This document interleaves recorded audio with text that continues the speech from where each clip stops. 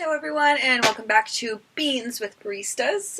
I am Brandi and today we are doing our Reserve Blend Hawaii Kau. Now this is a really nice blend. I love this blend personally. When I found out we could take it as a market, I immediately ran home with it.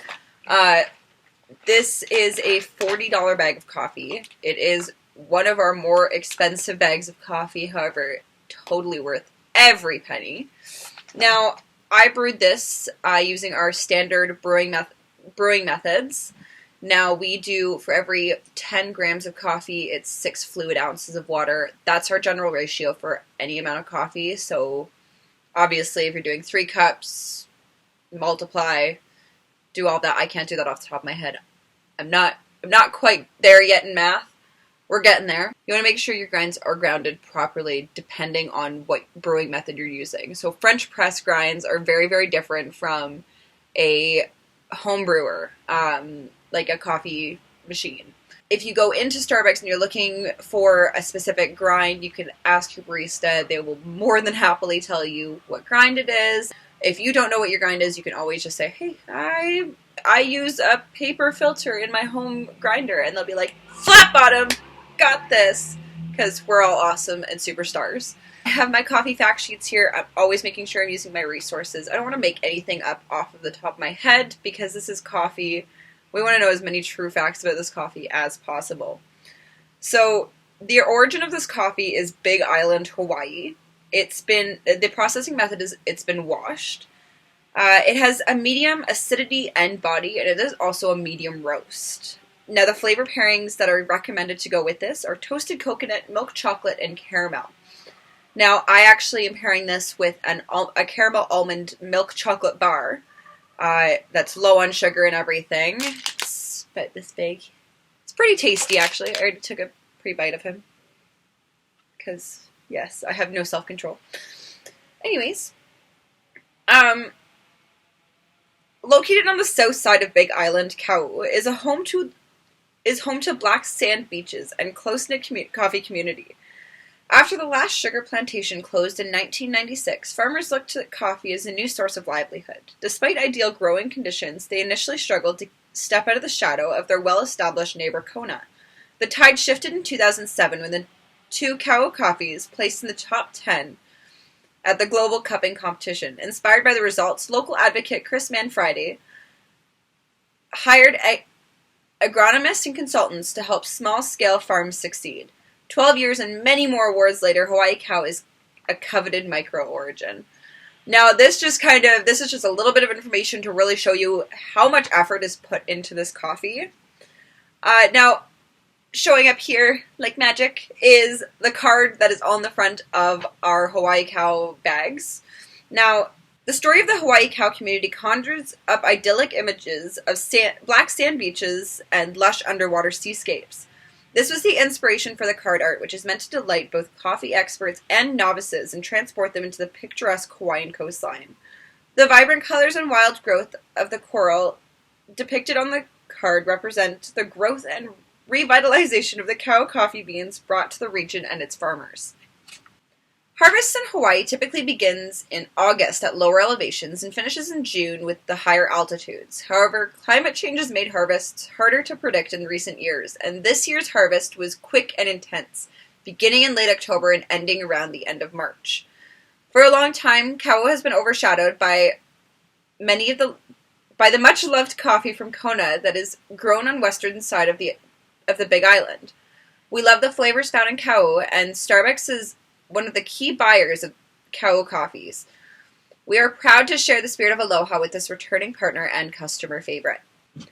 Now that we are done brewing our coffees, or if you guys are just watching, now that you guys are done watching me explain to you a little bit more about our coffee, we're actually going to move into the coffee tasting itself. You always want to smell a coffee before you taste it. You want to inhale deeply. Your mouth can distinguish 5 tastes: sweet, salty, bitter, sour, and umami. But your nose can differentiate a trillion different aromas. Now, we're going to make sure that our coffee is always filled up halfway. We don't want to fill it up too much. We want to leave space in the cup for there to be room for the aroma to swirl around.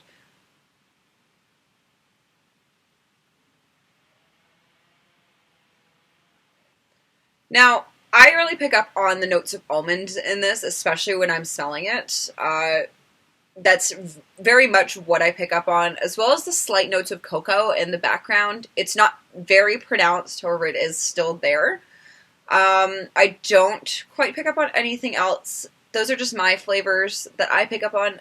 Keep in mind, everybody has different flavor notes. Please let me know what you guys taste. I would love to hear what everybody else thinks of this coffee. On to a slurp. You want a good, noisy slurp. Do not be shy. This will spray the coffee across your tongue and palate, letting you taste all the subtleties. Now we're going in for a nice loud slurp. Now, with my slurp, I really noticed that there is quite a few light, like milk chocolate notes in it. It's quite a bit more pronounced to me. The nuttiness is still there, but the acidity is kind of what takes me on the most. It's a light acidity, but it's very pronounced. It still stays there in the back of my tongue, and I can still feel it as an aftertaste. However, the nuttiness of the coffee really takes over for that, and that's what I really like in a coffee. Moving on to locating, we want to think about how the coffee feels in our mouth. What is its weight or thickness? Where on your tongue do you experience the flavors? So we're going to take a nice sip with this. Not a slurp, a sip. We want to make sure we're covering our tongue, kind of like just drinking water. Drink like a normal person.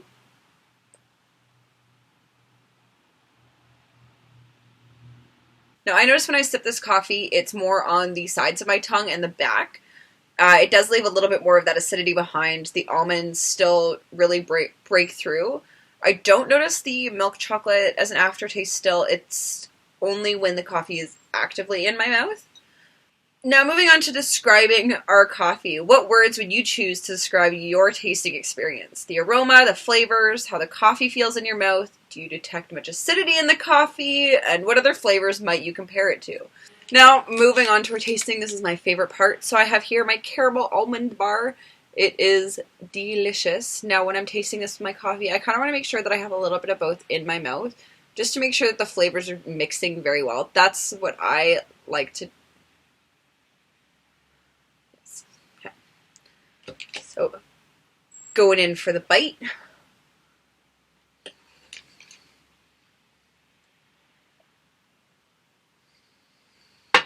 Now, with pairing that milk chocolate caramel almond bar with the coffee, I noticed definitely because of the milk chocolate that was in the bar already and the milk chocolate flavors that are in the coffee really brought out that flavor to me.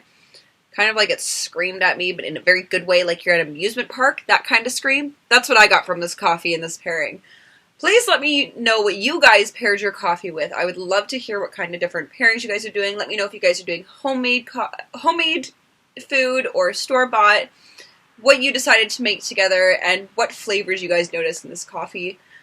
Please also let me know if you guys would like to try any other coffees. I do have a ton. I'll try to do as many as I can for you guys.